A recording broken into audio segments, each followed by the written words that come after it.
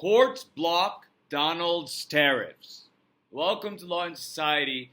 Today I'm going to do a summary of two cases that blocks Donald Trump tariffs. The first case is the overarching large case that went up to the Court of International Trade, which is under the jurisdiction of the Appellate Circuit for the Federal Circuit. It deals with foreign trade and essentially is the court that deals with tariffs and all of those things. So that is the bigger overarching case. And then there's a smaller case that is newer that came from the District of Columbia that also has to do with the imposition of tariffs.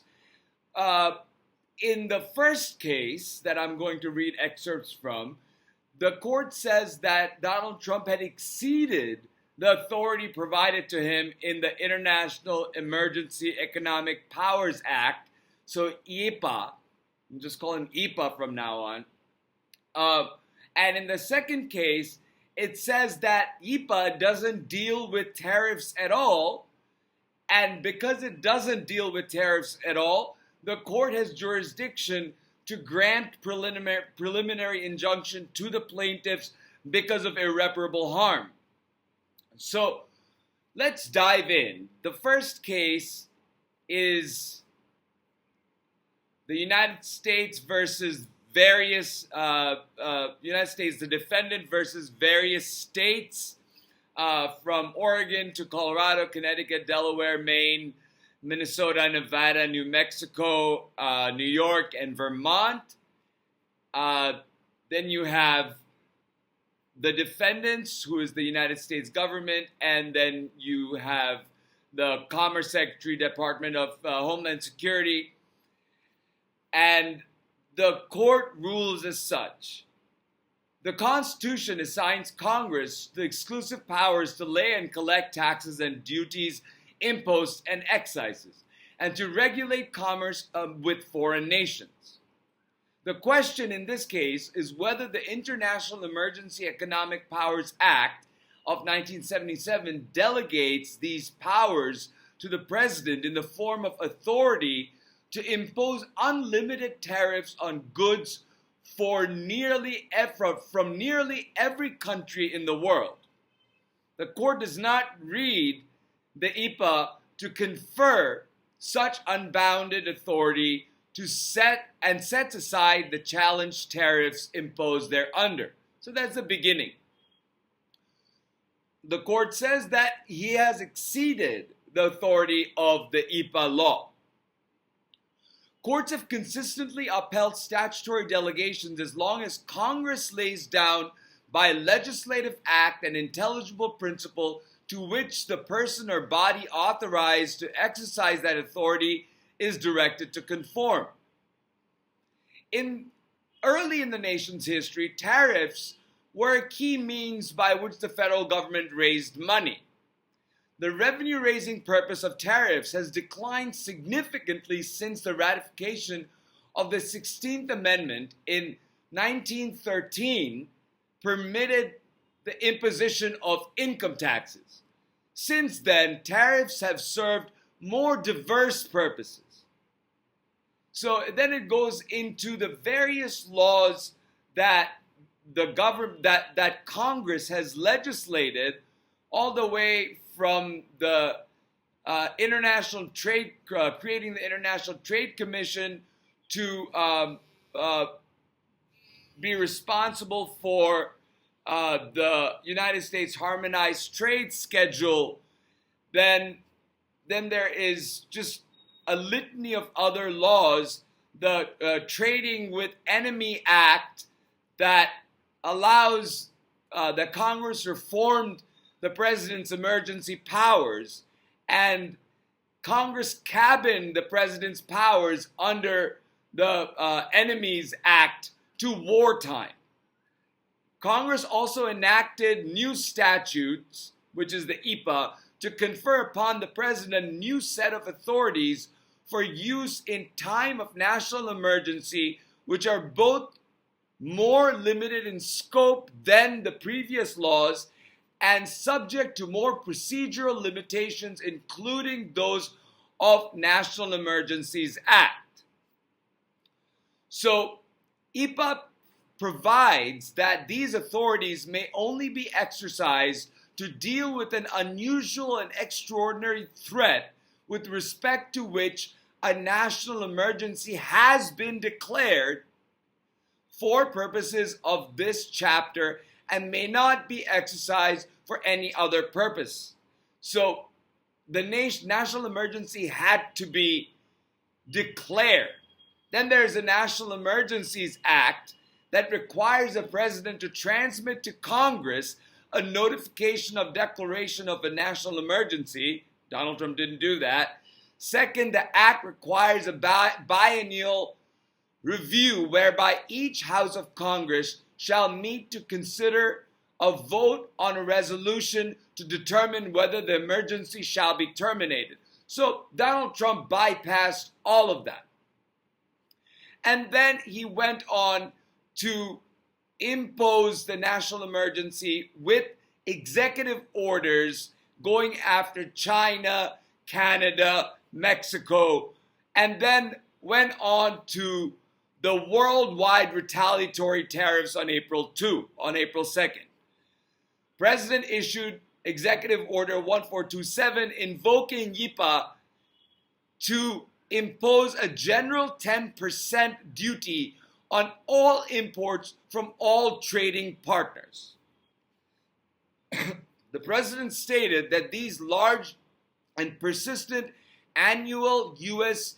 goods trade deficits constitute an unusual and extraordinary threat to national security and the economy of the United States. So currently, these tariffs remain at lower rates because Donald Trump, as we say, taco, Trump always chickens out. And that's why we are at a place where the tariffs are still there, but it has been reduced by Donald Trump chickening out. Then the court goes through why it has jurisdiction in this case. The court also goes through why each of the plaintiffs have standing, which means they have a vested right to bring the lawsuit to court, and they have a position and they can bring that to court.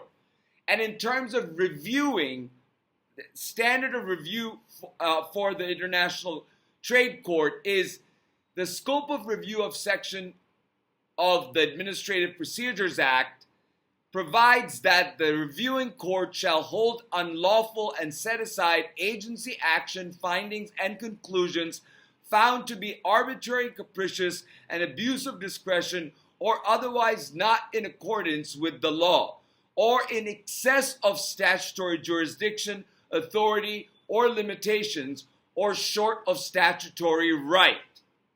So, pretty much spells out that Donald Trump, this is what you're not allowed to do. You are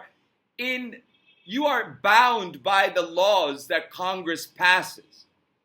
Underlying the issues in this case is the notion that the powers properly belonging to one of the departments ought not be directly and completely administered by either of the other departments.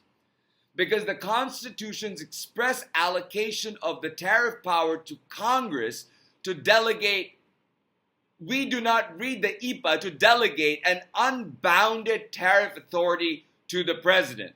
We instead read the law's provisions to impose meaningful limits on any such authority it confers. The law is a delegation of power to regulate and import, does not authorize the president to impose unbounded tariffs. And the District Court of Columbia case goes into it more in detail, saying that, the IEEPA law is not really a tariff law. It is a regulatory law that talks about regulate and importation instead of imposition of tariffs. The worldwide retaliatory tariffs lack any identifiable limits and thus fall outside the scope of EPA.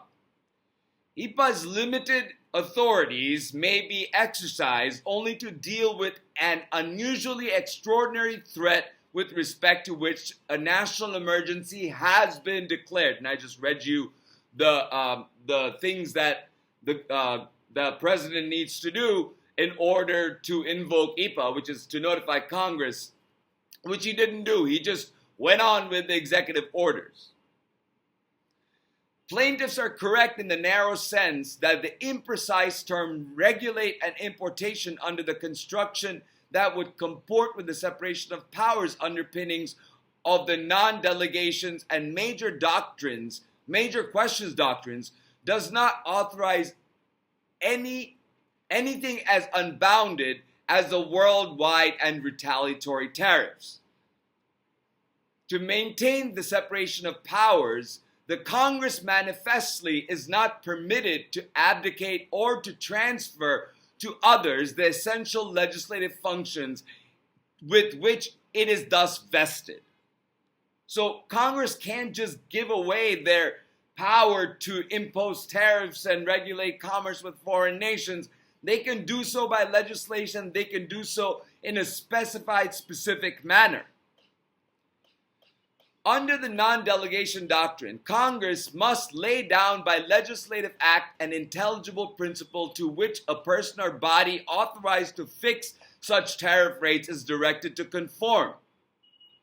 Under the major questions doctrine, the Congress delegates powers of vast economic and political significance. It must speak clearly. The doctrine applies in extraordinary cases. Plaintiffs and some amici argue that government's interpretation transforms the EPA into an impermissible delegation of powers because the president's assertion of authority here has no meaningful limiting standards, essentially enabling him to impose any tariff rate he wants on any country at any time for virtually any reason. So Donald Trump is essentially running away with Congress's tariffing powers, is what the court is saying. Both the non-delegation and the major questions doctrines indicate that an unlimited delegation of tariff authority would constitute an improper abdication of legislative power to another branch of government. Any interpretation of EPA that delegates unlimited tariff authority is unconstitutional. So there's some talk about the word regulate. The court does not read the words regulated importation in EPA as authorizing the president to impose tariffs as he deems desirable. Indeed, such a reading would create an unconstitutional delegation of power. Words regulate and importation cannot grant the president unlimited tariff authority. So we are hearing this court go step by step and explain why the president is curbed under EPA and cannot just go about tariffing whoever he wants. First of all, because EPA is not a tariffing law, it's a regulatory law. And secondly, because Donald Trump's actions have exceeded any bounds that EPA has provided. Congress reformed president's emergency powers in part by enacting EPA to provide the president a new set of authorities for use in time of national emergency, which are both more limited in scope than the previous laws and subject to various procedural limitations, including by the National Emergencies Act. Congress enacted EPA to limit excessive authority over international economic transitions, not merely to continue executive authority under the Enemies Act, which EPA has that EPA has overruled. Essentially, the existing law right now is EPA and not the Enemies Act. So then there's the 1974 Trade Act, Section 122, sets specific limits on president's authority to respond to balance of payment problems. So it goes on, the president's imposition of the worldwide retaliatory tariffs responds to an imbalance in trade and thus falls under the narrower non-emergency authorities of Section 122. Tariffs responding to trade deficit fit under Section 122 because they deal with a large and serious United States balance of payments deficit. The legislative history surrounding EPA confirms that Congress cabined any presidential authority to impose tariffs in response to balance of payments deficits to a narrower non-emergency statute.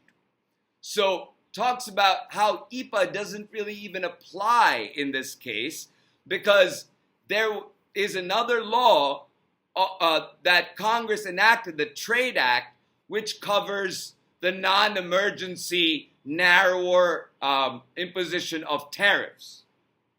Saying that Donald invoked the wrong law went on and overreached into congressional domain, and you can't do that. That's what the separation of powers principle is about. Because the worldwide retaliatory tariffs must comply, because of the worldwide and retaliatory tariffs deal with large and persistent U.S. annual goods trade deficits, it must comply with limitations of the Trade Act. So, President's assertion of tariff-making authority in this case, unbounded as it is by any limitation in duration or scope, exceeds any tariff authority delegated to the president under EPA. The worldwide and retaliatory tariffs are therefore against the law. They are not legal. EPA powers are available only where all of the following conditions are met. First, that there is a threat which has its source in a whole or substantial part outside the United States to the national security, foreign policy, or economy of the United States. Second, this threat must be unusual and extraordinary. Third, a national emergency must be declared with respect to the threat. And fourth, the president's exercise of EPA authority must deal with the threat. Essentially, Donald's invocation of the law does not fall within, he has not met the requirements of when EPA would even apply. The court concludes that the question of the scope of the EPA section is a justiciable question of statutory construction and resolves in favor of plaintiffs' contention that the trafficking tariff orders do not deal with an unusual and extraordinary threat. Those orders thus lie outside the bounds of Congress's delegation of authority to the executive branch. So, essentially, it goes on and on about how Donald Trump has exceeded the bounds of even EPA and used the wrong law to impose tariffs. Deals with, connotes a direct link between an act and the problem it purports to address. And Donald Trump doesn't bring that link into their understanding of how to impose tariffs. The tariffing orders do not deal with their stated objectives. Rather, as the government acknowledges, the orders aim to create leverage to deal with those objectives. So the order is about creating leverage. It's more of a diplomatic thing of creating leverage than it is about the legal thing about imposing tariffs. So the government's pressure argument effectively concedes that the direct effect of the country-specific tariffs is simply to burden the countries they target. But however sound this might be as a diplomatic strategy, it does not comfortably meet the statutory definition dealing with the cited emergency. EPA powers may not be exercised for any other purpose than to deal with a threat. In so holding, the court, EPA does not authorize any of the world retaliatory or trafficking tariff orders.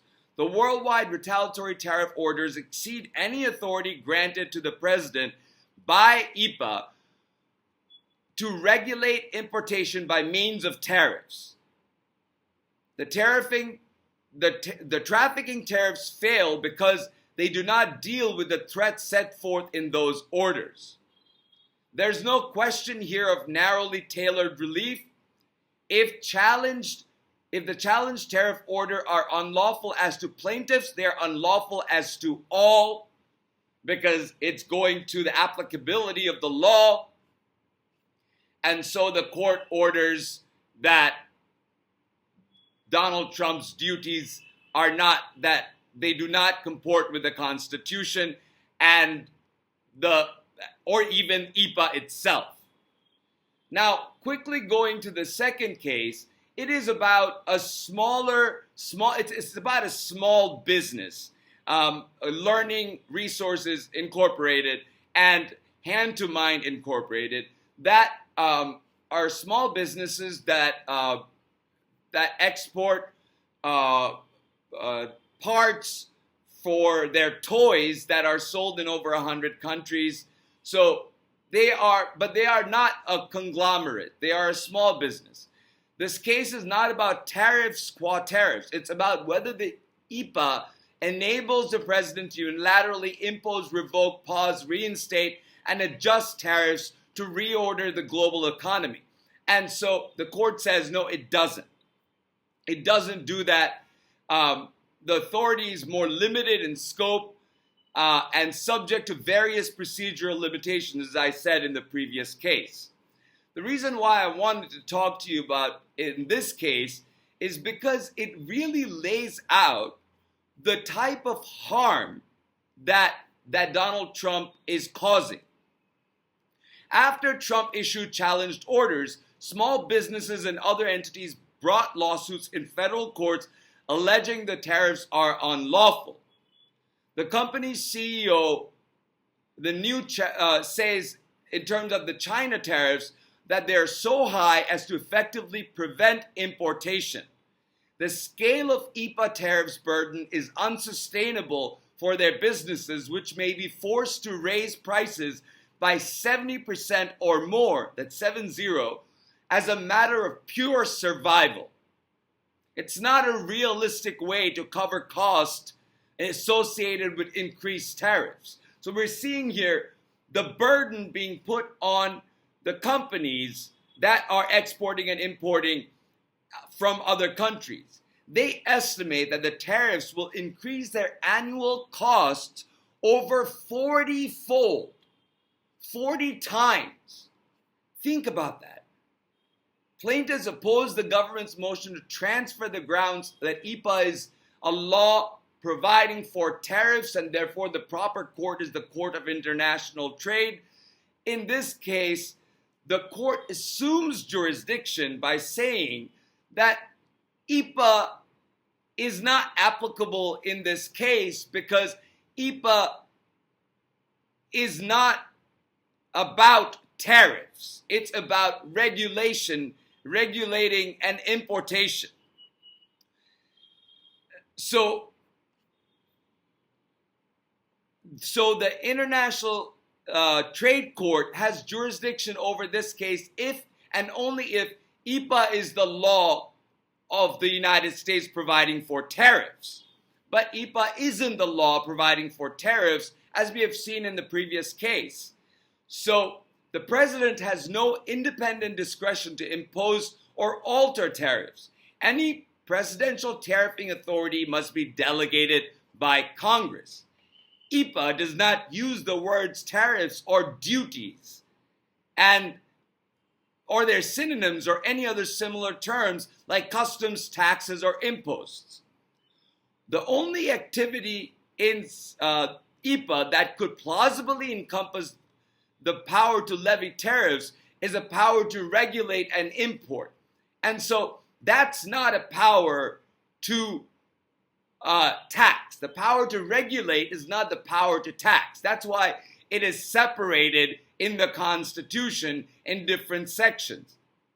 To regulate is to establish rules governing the conduct. To tariff is to raise revenue through taxes on imports or exports.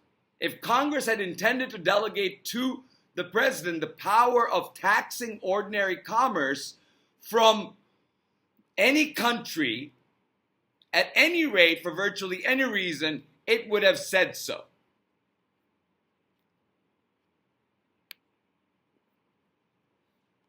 So it goes on, and there's a part that I really want to read to you about this case that allows you to really feel what the, how should I say it, how it impacts everyday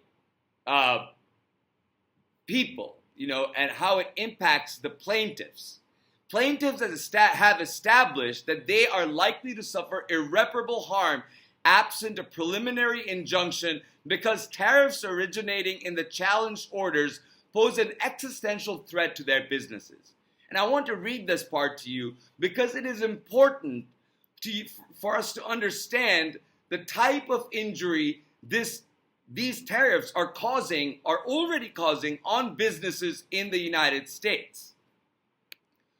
So they cannot offset the highest EPA tariffs without raising prices 70% or more as a matter of pure survival. Their customers have already canceled over $1 million in orders, and they face an immediate 40 or 50% decline in sales year over year.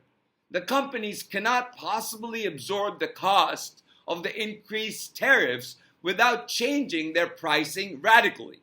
But they cannot pass price increases onto their customers without selling substantially fewer products. Plaintiffs are not massive entities that can withstand such losses in their core businesses, nor can they reduce the quality of their products to support lower prices. Reducing the quality is unthinkable for premium brands like Plaintiffs and is practically unworkable because it would require them to change the design and or production of more than 2,000 products at once. So, you think about that, even when you scale that up to like Apple and tariffs being pushed on Apple, you kind of get to understand how these tariffs will exponentially increase the cost of the businesses that are making these products and also the price of the products, and thereby threatening the existence of those businesses as well as threatening the lucrativity of those products, the quality of those products and the desire for consumers to buy those products. So, granted, financial losses typically do not constitute irreparable harm, but that is not the case when losses threaten the very existence of the movement's business. The instability and unpredictability of the changing tariff rates cause massive disruptions in their supply chain, business relations, and business operations. Without preliminary relief, plaintiffs are subjected to ongoing supply chain chaos and incredibly burdensome and constantly shifting tariff landscape and a very high price to be paid for incorrect logistical adjustments. In this context, those harms qualify as irreparable. And in exercising their sound discretion, the court should pay particular regard to the public consequences in employing the extraordinary remedy of an injunction. And in this case, Without a preliminary injunction, plaintiffs will sustain significant and unrecoverable losses. They take the position that if the courts grant their motion, the government will face a pause of EPA tariffs only as directed to two small businesses, and that is relatively inconsequential to the national economy. The government, so this case is a smaller case than the harm that is being caused to the entities, the businesses, is much larger than the negligible, inconsequential impact it would have on the national economy. So, going on, they're talking about how the government is saying that these negotiations, like Marco Rubio says, these negotiations could address the urgent threats of mass migration and southern borders, flow of fentanyl, erosion of our domestic production capacity, blah, blah, blah, blah, blah. Every ongoing negotiation is premised on the ability of the president to impose tariffs under the EPA law. The court agrees with defendants that the public has a compelling interest in the president's conduct of foreign affairs and efforts to protect national security. But on May 28th, the three-judge panel of the Court of International Trade issued an order permanently enjoining EPA tariffs. It's talking about the previous case that I talked about. The consequences described by the government officials in their declarations will flow, if at all, from that court's sweeping order. It will, however, protect those companies from, the consequences described by the government officials in their declarations will flow. I've read that part. Sorry, I apologize. Besides, it is emphatically the province and duty of the judicial department to say what the law is. It will protect those companies from irreparable injury should the international court's order be stayed or reversed. So this court is taking this case on the basis that EPA is not a tariff law and the jurisdiction belongs to the district court because it is an application, because this is an equitable, the court is acting in its equitable capacity of granting a preliminary injunction to stop irreparable harm to plaintiffs, whereas the government hasn't really shown any sort of harm that would come to it in this small case. So, with that said, the court essentially grants the preliminary injunction and denies the motion of the government to transfer the venue to the Court of International Trade. With that said, for now, Donald Trump's tariffs are hanging in limbo. I heard that an appellate court had put a stay on it. I'm not sure if it's the appellate court for the District of Columbia or the appellate court for the federal district. They both sit in DC, but they deal with different jurisdictions. Like I said, the federal circuit will deal with cases that have to do with the administrative state, cases that have to do with tariffing and international trade. And that's the federal circuit. And then the DC circuit will deal with all other cases that fall under the federal jurisdiction under federal law in DC. So these are two cases going to two different jurisdictions in DC, and they are up on appeal now, and we're going to see what happens on appeal. I feel that the larger order that was issued by the Court of International Trade will be upheld because the court goes in a lot of detail about how EPA doesn't apply, that Donald Trump exceeds the bounds of the EPA law. And then in this second case, the court says, well, EPA is not a tariffing law, and therefore it doesn't have to have exclusive jurisdiction in the Court of International Trade. It's a regulatory law, and we can look at it via the jurisdiction vested to us in the Administrative Procedures Act. So a lot of technical jargon here. Tariffs are confusing, but I hope that me reading these two sort of breaks down for you how Donald Trump tried to use a law that is not applicable